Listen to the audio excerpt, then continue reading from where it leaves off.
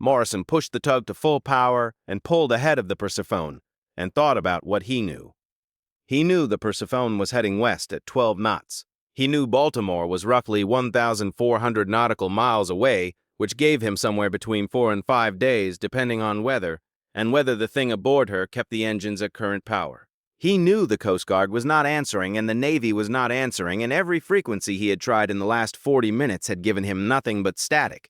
He knew he had 6 people on the tug who were cold and wet and frightened and looking to him for a decision. And he knew that whatever was in the forward hold of the Persephone had come from somewhere on the ocean floor in the mid-Atlantic and had been doing this for long enough that the position where it happened had a reputation among sailors going back further than anyone could trace. He knew one more thing. He had seen it for 1 second at the top of the bow rail before he jumped, and he had not thought about that second since because he could not afford to think about it in the water and could not afford to think about it in the wheelhouse with the Persephone behind him and a decision to make. Now he thought about it. It was large. That was the first thing.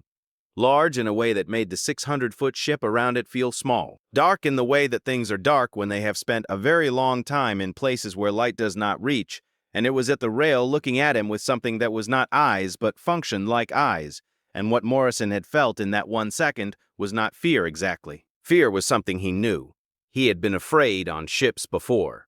What he had felt in that 1 second was recognition, not of the thing itself. He had never seen it before, and hoped never to see it again, but of what it was doing, of the pattern of it. Something from the deep moving toward populated areas the way things from the deep had always moved toward populated areas, in every story every sailor have ever told, in every port going back to the beginning of sailing. It was not new, it was very old, and old things had patterns and patterns had weaknesses, and Morrison had spent 20 years learning the patterns of the ocean, and he was going to use that now. He called his crew into the wheelhouse: Reyes, Chen, Watts, Park, Kowalski, 5 wet, cold faces looking at him in the light of the instruments. He told them what he was going to do. Watts said no immediately. Morrison, you cannot go back on that ship. I need 30 minutes aboard, Morrison said. I need someone on the tug keeping station, and I need the rest of you ready to move fast when I come back. What are you going to do? Chen said.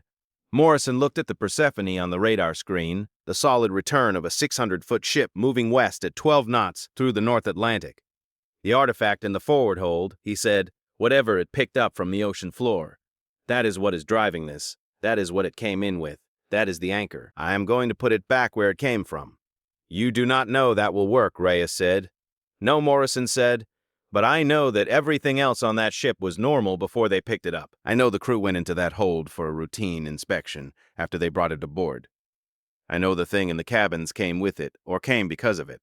And I know that if I can get that artifact off the ship and into the water at the coordinates where they found it, then whatever connection exists between that thing and that object goes back to the bottom where it belongs. He looked at his crew. I might be completely wrong, he said, but it is what I have. Nobody argued with that. Morrison brought the tug alongside the Persephone at 0310 hours. The Persephone did not alter course, did not respond, just kept moving west at 12 knots with all her lights burning and the thing on her deck that Morrison could see at the stern rail now, watching the tug come alongside. He went up the pilot ladder that he had rigged from the tug himself, alone, his crew watching from below with strict instructions to pull away if anything came over the rail that was not Morrison. The deck was the same as before. Clean, dry, the vibration of the engines at power through the plates beneath his boots. The cold Atlantic air, the stars above him, and the dark water on all sides, and the lights of the tug falling behind as the Persephone carried him west. He went forward. He did not look at the stern rail. He did not look at what was standing there. He walked forward along the port side with his eyes on the cargo hatch ahead of him, and his boots steady on the deck, and 20 years of experience telling him exactly where to put his feet and how fast to move and when to stop. He stopped at the forward cargo hatch. He opened it. The sound came up immediately, that resonant, impossible frequency vibrating up through the hatch from below. He felt it in his chest and in his back teeth and in the bones of his hands where they gripped the hatch combing. He held on and went down the ladder. The forward hold was dark. He turned on his torch. The beam swept across the hold and found what he was looking for. In Section 3, exactly where the manifest said it would be. The artifact. He had seen it in photographs before he ever came aboard. Old stone, dark, irregular, the size of a large suitcase, but heavier looking, the density of it visible in the way it sat on the deck. Low and settled, and permanent like something that had been on the bottom of the ocean for a very long time and had the weight of that in it. It was covered in markings he did not have a language for. It was warm to the touch. Morrison did not think about that.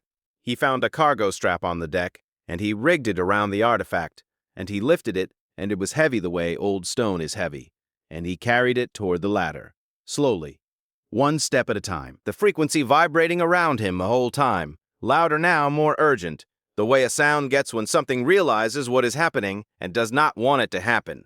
He climbed the ladder with the artifact on his back. He came up through the hatch into the cold air and the deck lights, and he stood up and looked aft. The thing that had been at the stern rail was not at the stern rail anymore.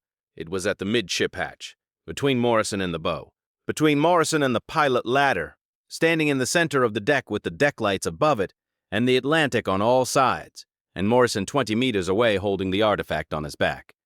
They looked at each other. Morrison did not look away. He walked toward it, not around it, toward it, directly toward it along the port side with the artifact on his back and his eyes on the thing in the center of the deck and his boots steady and his breathing steady and 20 years of walking across the decks of ships in bad conditions in the middle of the North Atlantic in his feet and his hands and his chest. The thing did not move.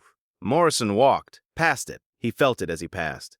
That same recognition he had felt at the bow rail. That same sense of something very old looking at something that was not behaving the way things usually behaved. Something recalculating. He reached the bow rail. He looked at the water below. Black and cold and 400 miles from the nearest shore, he looked at the artifact in his hands. At the markings he could not read. At the warmth still in the stone, he dropped it over the side. It hit the water without a sound, or with a sound that was below the range of anything Morrison could hear. It went down fast and straight the way dense, heavy things go down in deep water, and Morrison watched the surface where it had entered until there was nothing left to watch. Then he keyed his radio. "Come alongside," he said. "Right now." Behind him, the Persephone's engines changed. The vibration through the deck plates shifted. The frequency that had been in the air around him since he came back aboard dropped away like a signal losing its source. And the ship's autopilot, the system that had been holding a heading of 270 degrees due west for 19 days and then for the 4 hours since he had been back aboard, disengaged. The Persephone began to drift. Morrison stood at the bow rail and watched the tug come alongside, and he listened to the ship around him go quiet. Not the engines. The engines were still running. But the other thing, the presence that had been in the metal and the air and the deck plates since he first came aboard, that was gone. He went back to check the hold. He went to the main cargo hold where the Persephone's crew had been standing for 19 days. 22 people, all still there, but different now. The faces were different. The eyes were closed. The breathing was deeper. The quality of the stillness had changed from some thing held in place to something that was simply sleeping. The young deckhand was nearest the ladder. Morrison crouched in front of him and put 2 fingers to his neck, waited. A pulse, slow and steady and real. Morrison stood up. He keyed his radio. "Chen," he said, "get on the satellite phone and get the Coast Guard. Tell them we have 26 people in medical distress aboard the Persephone and the tug, and we need evacuation at our current position. Tell them the ship is adrift and safe to board." A pause. Then Chen's voice carefully. "Morrison, what happened?" Morrison looked at the crew sleeping in the hold around him, at the young deckhand with his pulse coming back, at the woman near the forward bulkhead who still had her coffee cup in her hand after 19 days. "I found the artifact," he said. "I put it back where it came from." Chen was quiet for a moment. "Is it over?" he said. Morrison thought about the water closing over the stone, the frequency dropping away, the autopilot disengaging, the pulse under his fingers. He thought about a position in the mid-Atlantic that sailors had known by reputation for longer than anyone could trace. That would keep being known by reputation. That would keep being what it was at the bottom of the ocean for longer than anyone alive would be around to know it. "For us," he said, "yes. For us it is over." He climbed back up to the deck. The Persephone was drifting. The tug was alongside. His crew was safe. The Atlantic was dark and flat and enormous in every direction, and the stars were out, and somewhere far below the surface, the artifact was going back down to the place it had come from, and taking with it whatever had come up with it. Morrison stood on the deck of the Persephone and looked at the water and breathed the cold Atlantic air and thought about the position on the chart. Plotter. About the reputation that went back further than records go. He was never going to sail within 500 miles of that position again. He went back to his tug. The Black Ship series ends here. Thank you for listening to The Drifting Dark. If this series pulled you in, subscribe and stay close. The next story is already out there on the water, drifting towards you in the dark.